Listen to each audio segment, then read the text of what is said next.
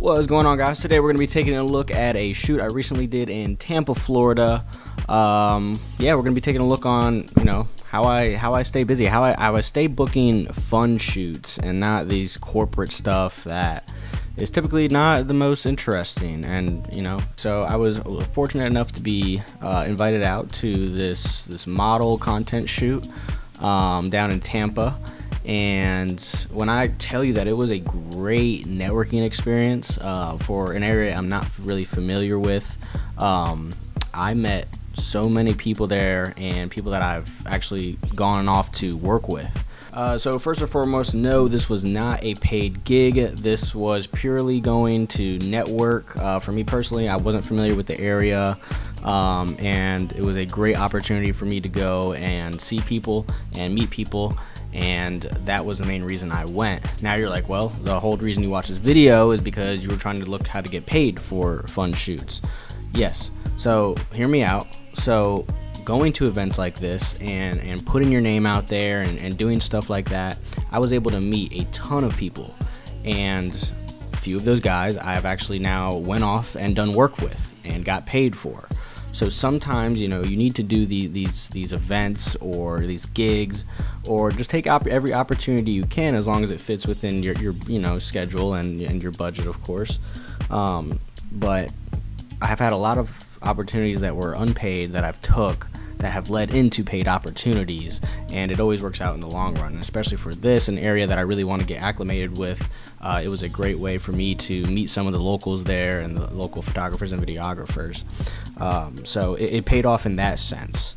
And these were all models. So a lot of these shoots that I went to were now working with models. And if that's what you like doing, then that's a perfect way to get into the scene out there. So, all I'm saying is trust the process, take opportunities.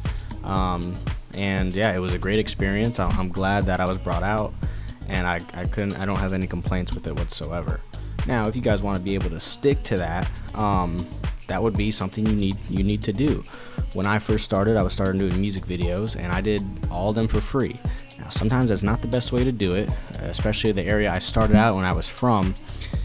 Doing music videos for free, even for a few $100 at the time, I think I just did it way too long, because people then expect a lot more. They want Hollywood budget films for $200, $300, whatever the price may be. And in the long run, it wasn't worth it. But at the time, starting off doing it for free, my name spread like wildfire, because I was doing free videos, and fortunately the crowd I attracted were people without much money, so it did spread like wildfire. So in that sense, my name got out there, which was a good thing. But it does come with its cons, as in you're not getting paid. But like I said, that's an you look at it as a long-term thing. You do a few free shoots. Be careful. You be pick and choose what you do. But sometimes it works out for the long run. And would I do it again that way? Probably not. But if you do it in this sense, where it was a big opportunity. There was a lot of people there. I met a lot of people. It was definitely worth it. So you just gotta play it by ear, and you gotta pick and choose sometimes. But yeah. Now you're probably wondering, how did I even get invited to this in the first place? So this is why I always say I'm so keen on networking, and it's all about who you know, not what you know. And there's definitely some truth to that. Long story short, I was invited out by a friend of a friend of a friend. So you never know, when you meet people, where that can take you. So that's why we've already talked about, you do these shoots, sometimes doing the free ones, or going to these networking events, or going to conventions, or anything that is local in your area. You need to go to, and you gotta sometimes they're not gonna come up to you. Sometimes they will, sometimes people will, but a lot of the times, like, I'm going out, I'm reaching out to people, I'm going up to people at these events and introducing myself. Like, one of the things I did specifically at that Tampa at the shoot was I looked for someone who had a camera that I was familiar with, and I shoot on all Sony, which is pretty popular for videographers, especially freelance videographers. So I just went up to everybody with a Sony, and I started a conversation. I said, yo, what are you rocking? What's your lens? Blah, blah, blah. Boom, sparked a conversation. Hey, what's your Instagram? Boom, follow. And then there you go. And sure enough, within that same month, a few weeks after, there was a dude posting on there that, hey, I needed a DP for this. And I said, yo, I'm there. Let's go. And boom. And, it's as simple as that. So stuff like that. I mean, you just never know what the opportunities are. So, but you know, for maybe some people that might not have any connections or any friends or any, you know, maybe they're just starting out, you can go on I don't use Facebook, but you can go on Facebook. There's a lot of cinematographer groups. Look for Facebook groups in your area. They're always posting jobs. They're always posting stuff. There's a website called Production Hub, which is iffy, but sometimes it has good stuff, sometimes it doesn't. But yeah, and then you just follow like Instagram accounts or you know, go on the Reddit forums. But typically the Facebook groups is what I found has a lot of stuff, and then once you'll find somebody in your area, they'll have somebody that they know, and then it just trickles down, and it's a snowball effect, and then you'll just get a lot of people that you'll know in your area, and they'll start posting jobs, and that's how it goes.